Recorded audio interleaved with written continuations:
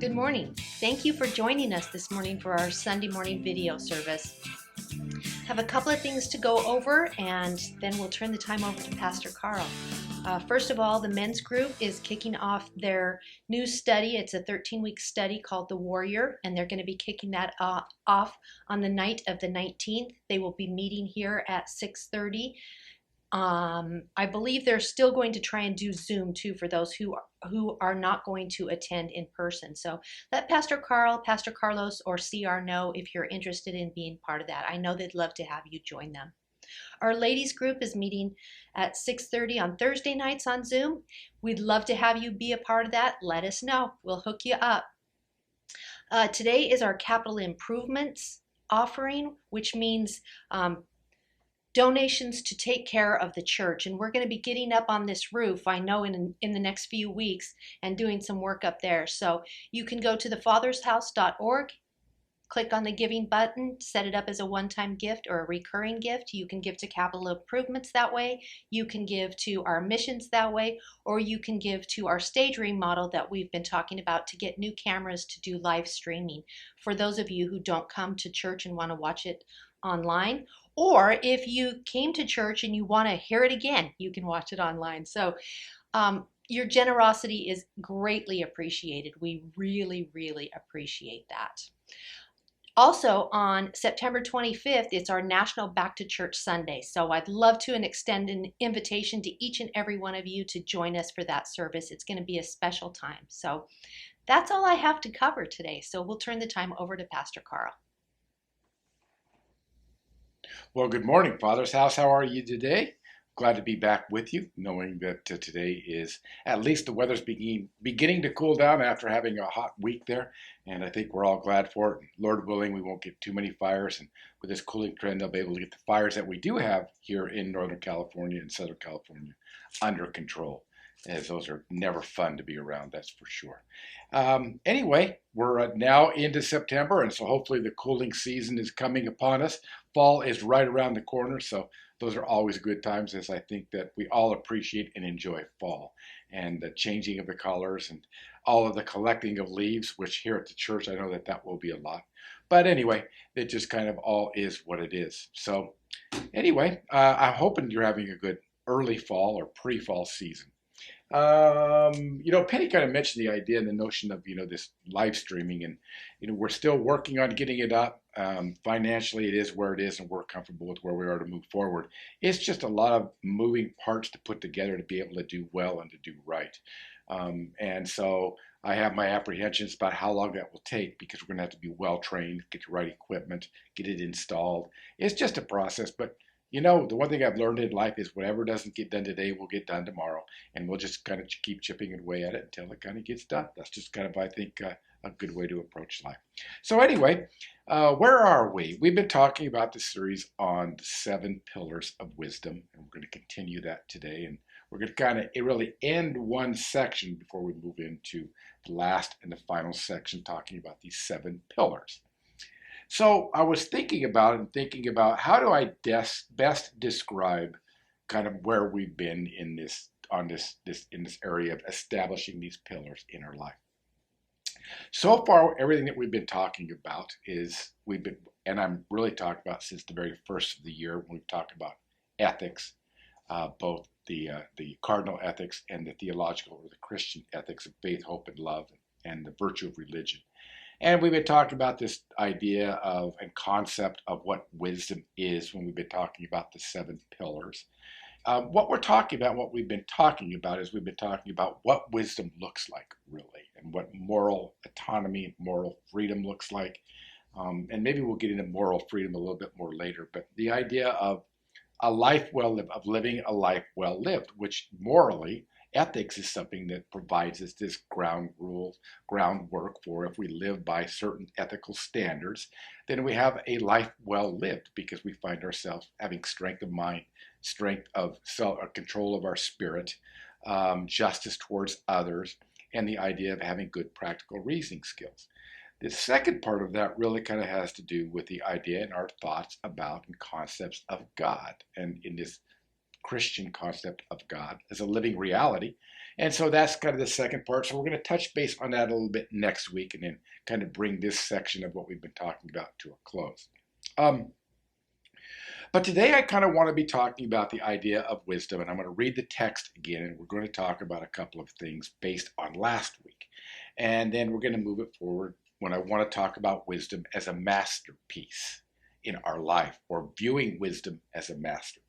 So let's talk a little bit about it, and maybe we'll be long, maybe we'll be short. You just never really know, do you? So we're just going to kind of take it by ear, and hopefully I won't be too long, I won't be too short, but more importantly is I just don't bore you with whatever it is I'm going to say, because then you're going to turn this stupid video off, and you won't get any of it. So anyway, don't turn the video off. I promise you it might be good. Notice how I said might there. All right, so anyway, I know football season's starting again. I've got my Kittle glasses out. I know they really look horrible on me. I don't disagrey with that. Like when I put them on, they don't fit here on the side because I didn't know that you could order them with longer sides when I bought them. And so, but, I kind of look, a little odd in them, but they're just fun. So I'm just going to kind of continue to wear them. So anyway, this text we've been looking at is in Proverbs chapter 9. And starting in verse 1 and going through verse 12. And we might pick up the remaining last parts of this chapter in our last session on the 7 pillars of wisdom. But when we get there, we get there. But these 12 verses, and I'm reading them over and over again because repetition is how we learn. So it says, wisdom has built her house. She has hewn out her 7 pillars. She has prepared her food and she has mixed her wine. She has also set her table. She has sent out her maidens, and she calls from the tops of the heights of the city. Whoever is naive, let him turn in here. Him who lacks understanding, come, eat of my food and drink of my wine that I have mixed. And then she says, forsake your folly and live, and proceed in the way of understanding. He who corrects a scoffer gets dishonor for himself, and he who reproves a wicked man gets insult for himself. Do not reprove a scoffer, or he will hate you. Reprove a wise man, and he will love you. Give instruction to a wise man, and he will still be wiser. Teach a righteous man, and he will increase his learning. The fear of the Lord is the beginning of wisdom, and the knowledge of the Holy One is understanding. For by me, Lady Wisdom, your days will be multiplied, and years added to your life. If you are wise for yourself, and if you scoff, you alone will bear it. So he's talking here about a couple of things, and again, we kind of talked about the idea of that last verse where he says, if you are wise in yourself, or you're wise for yourself. And the idea is that, and I want to talk a little bit about this notion about wisdom being our masterpiece. That's what I want to talk about. So last week, remember we were talking about where it talks in there about, it says in the idea, the verse in verse 9, I'll read it. It says, give instruction to a wise man and he will be wiser.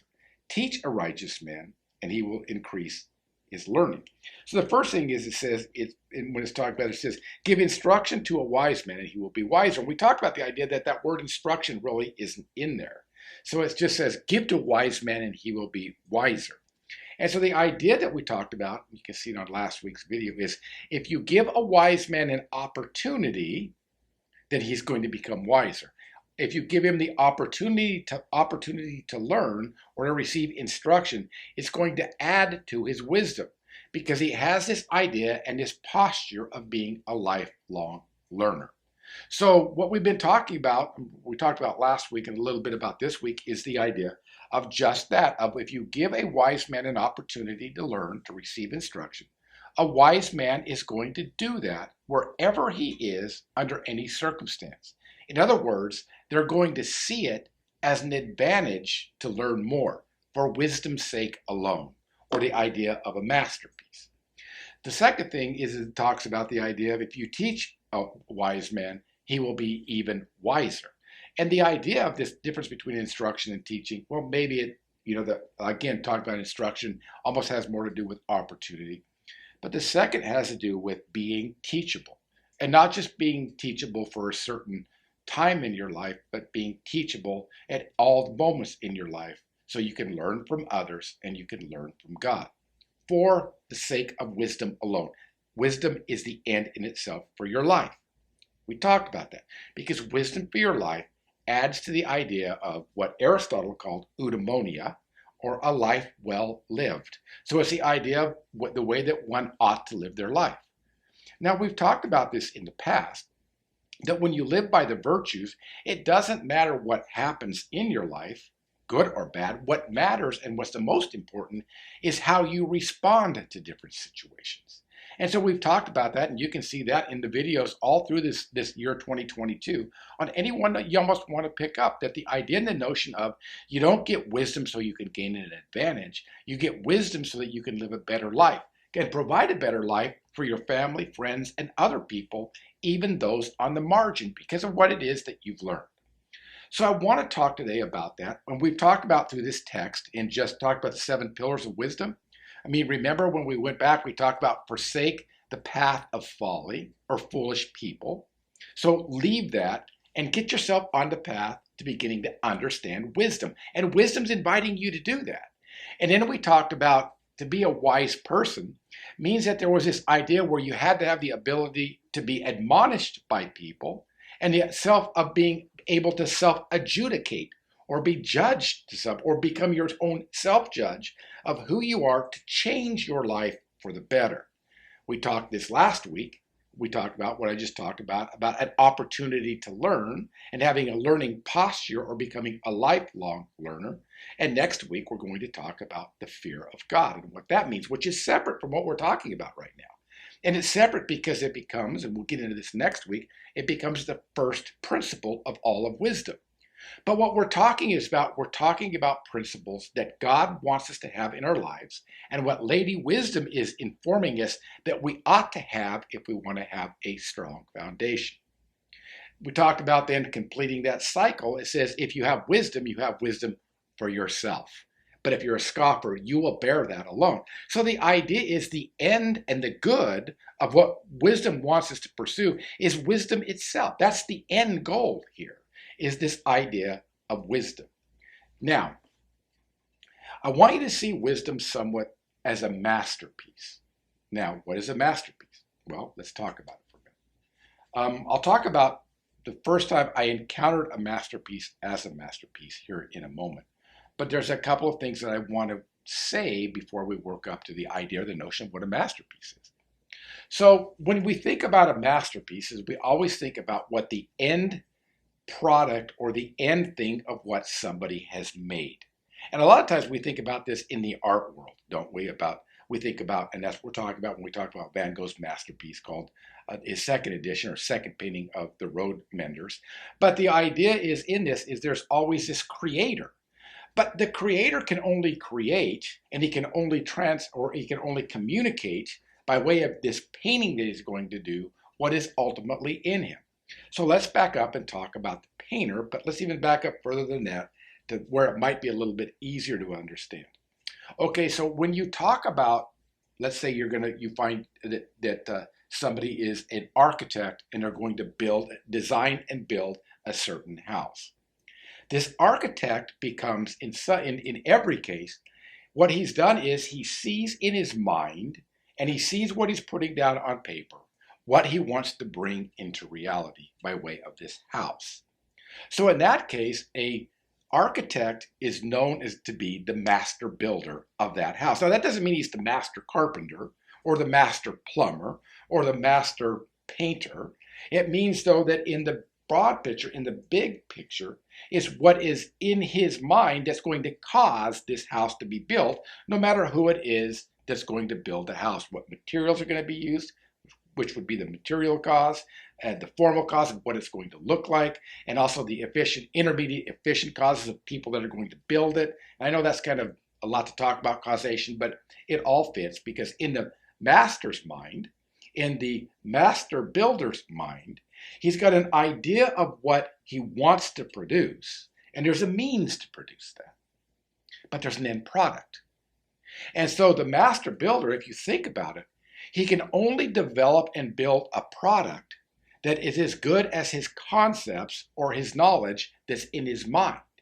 In other words, he can't create anything that he can't imagine or that he can't put down on paper or calculate and understand how it's going to fit together and work. To look at the elevation of the house and say, how do I make it a thing of beauty? So he's got to use his creative side. He's got to use his engineering side. He's got to use his geometry side to produce in his mind this masterpiece in his mind, onto paper, and ultimately into the form of a house. In that case, then the master builder, what he's doing in the end is the attempt is to create a masterpiece. Now, the idea and the notion of a masterpiece is that house, because it can only be as good as what's in his mind, which is in him, then his skill level, what he personally possesses, is what's going to create a good work of art or a bad work of art. A good house or a bad house when we're talking about the creative side of it, the beauty of it, the aesthetics of it, if you would have it. And so the idea there is that if he doesn't have skill, then he can't produce much, can he? Well, let's think about a carpenter working on that house. If a carpenter isn't a skilled carpenter, he's not going to be able to do the delicate woodwork that needs to be done to make it perfect, or as perfect as it can be, because they lack the skill. And so when we're talking about a masterpiece, remember, it all comes down to a person's skill level. Let's take this a little bit further. Let's look at art, and let's look at painting. Van Gogh is, by and large, my favorite painter of all. I love Van Gogh. I love his work. I love his struggles that he had in life. I regret the fact that he took his life and he was shortened of the beautiful, beautiful things that he could do. But also there are so many art paintings left over by him because he was a prolific painter. He painted more paintings of his time and that were truly masterpieces than any other artist of his era. And maybe even of all time, I'm not sure of that. But the idea, he was this prolific painter that was always painting, and his work always had this style to it, this creativity to it, and this skill to it that nobody could replicate, because you can't replicate another, but that was at such a high level that it struck the eye, it caught you. But for me to think about, okay, I'm going to get out there and I'm going to paint this candle. By the time I get done trying to paint that candle, good luck that it will even resemble that or even convey what's in my mind onto a canvas of what this candle looks like. Because I don't have the skill set to be able to paint that in the way that it should be painted. I might see it, but understanding the proportions, how to paint the proportions, how to draw out the real life, the lifeness of this. All of those things kind of come into play when you're talking about the skill level of an artist. So in the same way that we talk about that, I want to talk about this idea, this notion of the first time I discovered what a true masterpiece was by way of a Van Gogh painting that I saw. We were at the Museum of Art in Atlanta, Georgia, just a couple of years ago. When I had frequented and I'd seen many of Van Gogh's and other paintings, and you always get up front and you look at the brush strokes and look at the detail and look at the texture and look at all of this, thinking that you're seeing the masterpiece. But you're not seeing the masterpiece at that point. You're just seeing the skill level and the techniques that he used. The masterpiece was what he had acquired within himself, and he was able to convey onto the canvas. So I remember walking into this Museum of Art. Penny and I were walking together, and I walked in, and as we were walking in the corridor, they had a special part in this gallery where there were some special paintings. There were Monets there, Van Gogh, Picasso's. And when I walked in this room, over on the right-hand side were two Van Goghs. Now, I can pick out a Van Gogh, but there was these two Van Goghs over on the right-hand side. I looked at both of them I'd never seen before. I'd seen many Van Goghs. But I looked at these two Van Goghs, and there was one on the left, which was called the Road Menders, which they wasn't even painted in colors I like. It was done kind of in yellows. And so I like bright colors, like I like a Monet, and I like some of Van Gogh's other works. We think about Starry Nights; it's got these beautiful colors involved. And so it's got this yellow cast, and it was the second one of the same setting. And I looked at that, and there was another Van Gogh that was next to him. But I looked at the Road Menders, the second edition of that, second painting of that, and I couldn't take my eyes off of it. No matter what I wanted to do, I couldn't take my eyes off of that painting. I can't tell you what the Van Gogh piece that was next to it even was, because I didn't care. I'm not saying it wasn't a masterpiece, because it very well could have been a masterpiece, but I couldn't take my eyes off the road menders, no matter what I did. So Penny wanted to go look around at the gallery, and so we went and looked around the gallery and we saw Picasso, saw some other amazing works, amazing pieces, and people were oohing and awing over them. But I only had eyes for the road menders. And so there was this part where the only thing I wanted to do in all of that museum is I didn't care about the other art. I didn't care who the artist was. I didn't care about the backstory, nothing. The thing that caught me the most was the idea I wanted to go back and I wanted to look at the beauty of this Van Gogh. Well, my wife, being the gracious person that she was, and not being impatient with me, we went back to that thing, and I said, I just want to sit here for a while. And she said, okay, I'm going to go and look at some different paintings and walk around a little bit. I said, that's fine. So there was a bench in front of this painting. And the only thing that I could do is sit on that bench and look at that painting, almost to the point of being moved to the point of tearing up as I looked at it. There was something in that painting that caught me. I can't even tell you what it was, but I found myself one with the artist, one with the painting, and living inside the painting. And when I was there, there was this transcendent quality, that artwork that I saw, to where I couldn't keep my eyes off of it. It didn't matter what was around me. I didn't want the distraction. I couldn't be distracted. I was in the presence of a masterpiece. And for the first time, I understood what a masterpiece was at an emotional level. It had nothing to do with the brushstrokes. It had nothing to do with the colors. It had nothing to do with the figures that were in it and the other artifacts that were being painted. There was just this sense of the beauty of the overall piece. But more than that, there was a sense of the beauty that was in the master painter, which was Vincent van Gogh. So in some essence, when we're talking about wisdom, and we're talking about Lady Wisdom, and what she's inviting us to do, is she's inviting us to stand or sit before the masterpiece and find that we can't take our eyes off of her because she's worthy of that. She is the true masterpiece of our imagination, of our mind, of our moral life. And so the idea is that as God wants to convey and give us wisdom, it's the master painter that paints the masterpiece. And he's simply saying, I want you to become one with wisdom, or one with my final product. Wisdom as an end in itself. And by doing that, you're going to find that you can't take your eyes off of it. It doesn't matter what's in the room. It doesn't matter who's in the room. The thing that you're pursuing, the thing that you want to see, is the masterpiece. When I walked into that studio, the minute I saw it, I knew it was a masterpiece. You know, you go around sometimes in a museum and look at different pieces, and you kind of look, yeah, not all of them in a museum are masterpieces. Don't confuse the issue. Some are just great art. But you'll look at it, and when you see a masterpiece, what that is that one that you can't take your eyes off of. And so what happens then when we think about wisdom is we think about the idea of pursuing wisdom or sitting before wisdom because she's the masterpiece. In light of that, though, what God wants to do is God wants to produce wisdom in you as a masterpiece to your life because you've given yourself to the disciplines to be able to produce this masterpiece within your own imagination, your own mind, and in your dealing with God and other people. So the masterpiece that God wants to display is through you to the world, through you to yourself, and through you to God. So let's go back for a moment, and I'm going to close with this. It goes all the way back to the 4th book of Genesis. So you end up with creation, you end up with the fall, and then you end up with, after that, you end up with, maybe it's the 3rd chapter, not 4th chapter, I think, with the story of Cain and Abel.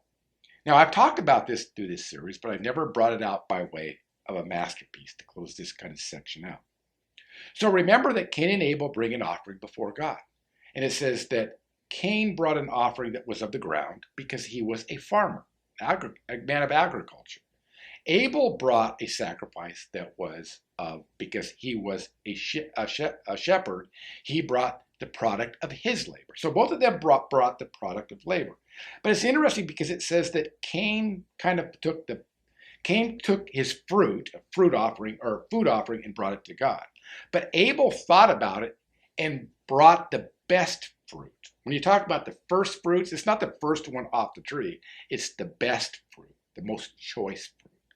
And so there was with Cain and Abel this idea of respect for God, and Cain's sacrifice was not accepted in the same way that Abel's sacrifice was accepted. Cain at that time got angry at himself, maybe, at God, but certainly at Abel. So Cain was then contemplating of killing Abel. Now, when he was contemplating it, God came to him and said, Cain, why is it that you're mad with your brother Abel and that you want to murder him? And then he says, look, I understand I didn't accept your sacrifice in the same way that I did Abel. But don't you realize that if you do good, I'm okay with it? In other words, God wasn't mad at him. He wasn't pushing him off to the side. He said, if you do good, if you do well, all will be well with you. But if you don't do well, it's not going to be good for you. So Cain had this opportunity to respond to God. God's not indicting him. God's not mad at Cain. He's not going to kill him. He's not going to drive him off. He's having a conversation of saying, you understand, son, that I did accept Abel's sacrifice. But the reason I accepted it is because it came from a different place in the heart. I can teach you that place in the heart if you'll listen to me. And if you listen to me, it will go well with you. I promise you. God speaking to Cain. But then God says, but here's the deal. The temptation, right, and the sin is crouching at the door, and its desire is for you. Sin's desire is to master you, is to become your master painter or the master painter of your life. Its desire is for you, but you have the power and must, in order to understand, master it. So the idea is that in our lives, we're not born with wisdom. We're not born basically evil. What we're born with is a clean slate where we begin to learn what's good and evil and what things we have to master. If you don't master drinking because you have a problem with drinking, it will master you and destroy your life. Gambling is another one. Drug addiction is another one. All kinds of different things that if they master you, then they destroy your life. It won't go well with you. But if you master them, you can enjoy drinking, you can enjoy things in life that's not going to be that's not going to master you because you've learned to master those things. We all start out with this clean slate. And so with that, then there's this idea that we have the ability to always be changed. But we're changed by the fact that, like Van Gogh, we acquire the skills. So wisdom's saying, acquire the skills. And as you acquire the skills, you'll have the skill set to be able to master your painting, master wisdom. So what he's saying is, because sin is crouching at the door and you must master it, wisdom is simply saying, I'm knocking at the door and I'm asking you to let me in. I'm asking you to let me instruct you, teach you, admonish you, correct you, cause you or find ways for you to understand. Those are the pillars of it. And I promise if you do that, then you can make a masterpiece out of your life. You can make a masterpiece in situations where justice needs to be served to an oppressed people or people group. And you can do that because you've learned the art and the skill. And at the end of the day, the thing you've kept first and foremost in your mind is the idea is that when you see a masterpiece, you can't keep your eyes off of it. Wisdom is a masterpiece. And the minute you walk into the gallery of life, rather than looking at all the other things you can look at, if you're a wise person, you're going to look at Lady Wisdom and you're going to say, I can't keep my eyes off of you. I don't care about the rest. I want to spend time with you. The question is, do you want to spend time with her? But maybe the bigger question is do you even see wisdom as a masterpiece in your life? I hope that you do. I hope you see how important that is and that you don't keep your eyes off of her. At the end of the day, church, you've got to say yes To me, I want to say yes to wisdom. I want to say yes to her admonition. Yes to her teaching me to be more discreet and how to be able to discern better. To be able to be judged by wisdom when I'm found wanting and lacking. To say I want to be corrected because I want it to go well with me. Most of all, it's the idea of saying yes to keeping your eyes on wisdom as the masterpiece forever. As Christians, we know this. Jesus is the personification of wisdom. He is our masterpiece. And it's like saying, I just can't keep my eyes off of Jesus Christ. If you do that, Scripture promises that it will go well with you. I hope you'll think about it today. And I think I'm done talking about this for today, and we'll come back and talk about it next week. All I have to say is, God bless, have a great day, and I'll see you again next week.